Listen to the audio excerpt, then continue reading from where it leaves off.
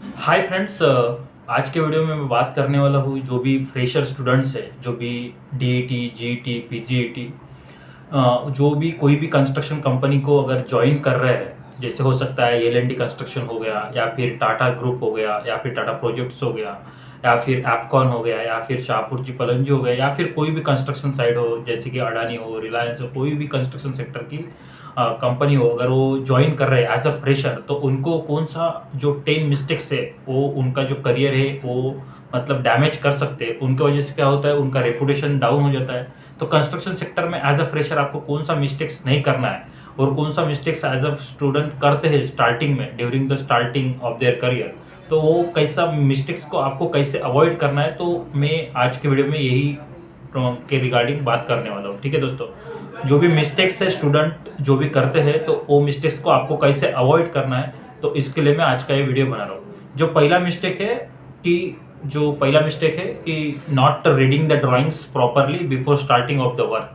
ठीक है, जो भी आपको कोई एक्टिविटी दिया जाता है या फिर कोई भी आप काम करवा रहे हो एज अ फ्रेशर, अगर आपके ऊपर कोई रिस्पॉन्सिबिलिटी दिया है, तो आपको क्या है, जो भी उस पर्टिकुलर चीज़ का आपके पास ड्राइंग होना है, वो ड्राइंग का आपको वर्ड टू वर्ड रीड करना है। क्या क्या दिया है एज अ फ्रेशर आपको रीड करना पड़ेगा पूरा ड्राइंग्स को प्रॉपरली। अगर आपको पकड़ लीजिए आपके मोबाइल में है या फिर लैपटॉप में है, तो आप उसका हार्ड कॉपी निकाल लीजिए। आप उसके फिर जो भी मतलब जो भी उसका रिमार्क्स वगैरह लिखा रहता है, ड्राइंग आपको पढ़ना अच्छे से आना चाहिए एज अ फ्रेशर। ठीक है, और आपको वर्ड टू वर्ड रीड कर लीजिए उसमें क्या है क्या नहीं है, तभी आप क्या है, आप कॉन्ट्रैक्टर को या फिर सुपरवाइजर को एक्सप्लेन कर पाएंगे। तो ये जो मिस्टेक्स है आपको नहीं करना है कि आपको रीडिंग मतलब जो भी ड्राइंग का रीडिंग है वो करना है। ठीक है, before starting of the work. जो दूसरा जो चीज़ है, इग्नोरिंग द सेफ्टी रूल्स, ये सबसे बड़ा मिस्टेक्स है as a construction in construction.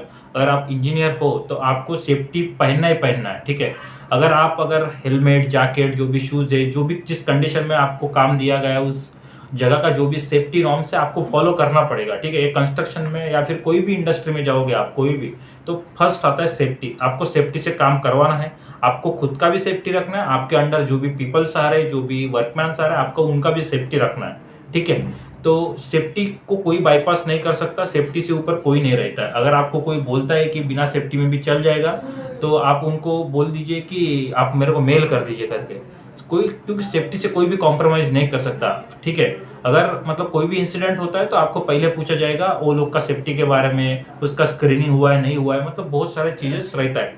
ठीक है, तो ये जो दूसरा है, मतलब आपको सेफ्टी फॉलो करना है। ठीक है, अगर आप ही नहीं पहनोगे तो आपका वर्कर भी नहीं पहनेगा। ठीक है, तो आपको खुद से अपना सेफ्टी चालू करना है, so that they can get the motivation. ठीक है, और सेफ्टी है सभी की जिम्मेदारी रहती है। ठीक है, नॉट ओनली इंजीनियर्स रिस्पॉन्सिबिलिटी। ठीक है, जो थर्ड जो मिस्टेक करता है, पुअर प्लानिंग।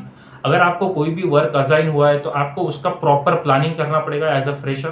ठीक है, आपको मैन पावर प्लानिंग करना पड़ेगा, material coordination, resource, equipment, machineries, ये सब चीज़ों का आपको प्रॉपर प्लानिंग करना पड़ेगा। आपके पास जो मटेरियल है उसके मटेरियल के हिसाब से आपके पास मैन पावर है नहीं है। ठीक है, आपको कितना दिन में काम खत्म करवाना है और आपके पास कितना दिन तक का मटेरियल अवेलेबल है।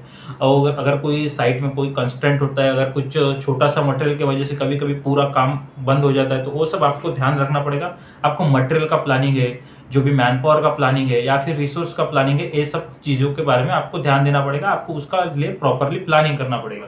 ये था तीसरा। जो फोर्थ जो थिंग है वो है कि आपका वीक कम्युनिकेशन। ठीक है, आपको कम्युनिकेशन क्या है, आपको सभी के साथ कोऑर्डिनेट करना पड़ेगा। अगर आप इलेक्ट्रिकल बैकग्राउंड से है तो आपको सिविल के साथ या फिर मैकेनिकल के साथ या फिर आपको स्टोर, सेफ्टी, क्वालिटी, सबके साथ कोऑर्डिनेट करके आपको उसको काम को करवाना पड़ेगा। ठीक है, ये था। फिर जो है फिफ्थ जो है कि नॉट चेकिंग द क्वालिटी। ठीक है, तो आपको जो भी काम मिला है या फिर आपको एज पर मतलब ओनली आपको प्रोडक्टिविटी के पीछे भागना नहीं है। ठीक है, क्वालिटी और सेफ्टी, ये जो दो चीज़ें है आपको हमेशा फॉलो करना पड़ेगा एज अ एग्जीक्यूशन इंजीनियर या फिर एज अ साइट इंजीनियर। ठीक है, आपको क्वालिटी हम मतलब आपको जो भी ड्राइंग में स्पेसिफिकेशन दिया है उसके हिसाब से आपका काम होना चाहिए। ठीक है, अगर नहीं होता है तो आप अपना जो अपर लेवल है आप उनको इन्फॉर्म कर दीजिए या फिर आप मेल कर दीजिए कॉन्ट्रैक्टर को, आपको अपने अपर मैनेजमेंट को बता दीजिए। तो आपको क्वालिटी से कुछ खिलवाड़ नहीं करना है, जैसे कॉन्ट्रैक्टर कर रहा है वैसे नहीं करवा देना है उसको। जो भी ड्राइंग में स्पेसिफिकेशन है उसके हिसाब से आपको चलना पड़ेगा। ठीक है,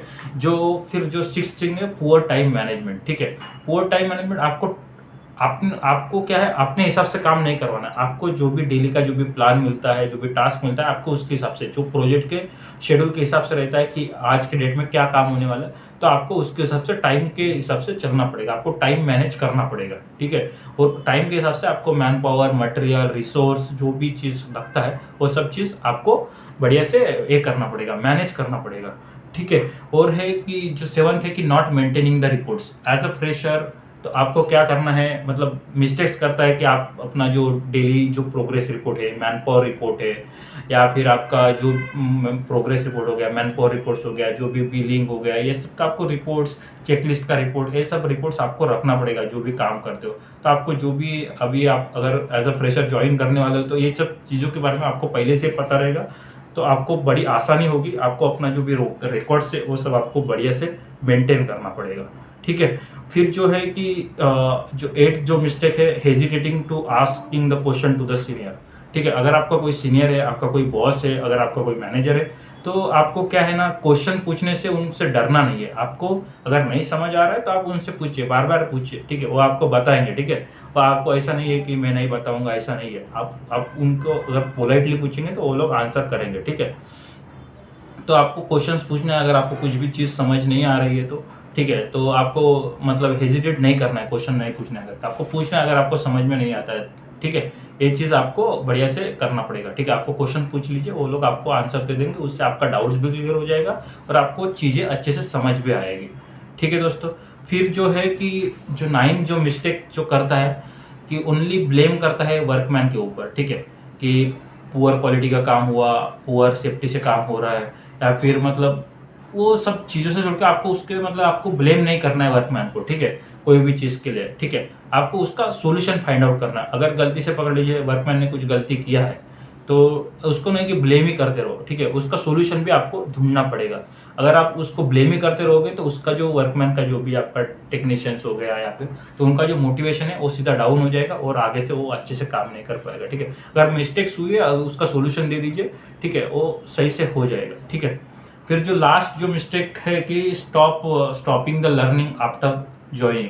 अगर आप कोई भी बड़ा इंडस्ट्री में ज्वाइन कर रहे हो या फिर कोई भी बड़ा कंपनी को ज्वाइन कर रहे हो, जैसे आप ज्वाइन करते हो तो क्या है, आप अपना मतलब पढ़ाई लिखाई करना सब छोड़ देते हैं, ठीक है। अगर आप पढ़ाई लिखाई करने का मतलब है कि आपको जो भी स्किल्स है, जो भी इंडस्ट्री में ग्रो करने के लिए चाहिए, जैसा ऑटोकैड हो सकता है, एक्सेल हो सकता है, बहुत सारा जो टूल्स है, जो भी आपका फील्ड रिलेटेड है, वो सब आप सीख सकते हैं। आपको अपना फ्री टाइम मिलके आपको लर्निंग के ऊपर फोकस करना है, सो दैट क्या है, आप आगे के कंपनी में भी आराम से स्विच कर सकता है, ठीक है।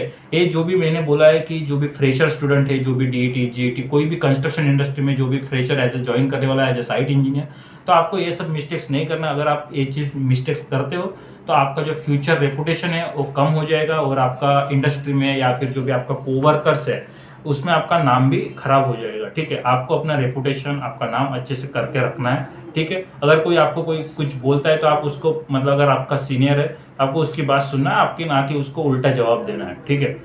तो ये सब चीज़ें कि आपको बढ़िया से हैंडल करना पड़ेगा एज ए साइट इंजीनियर, ठीक है।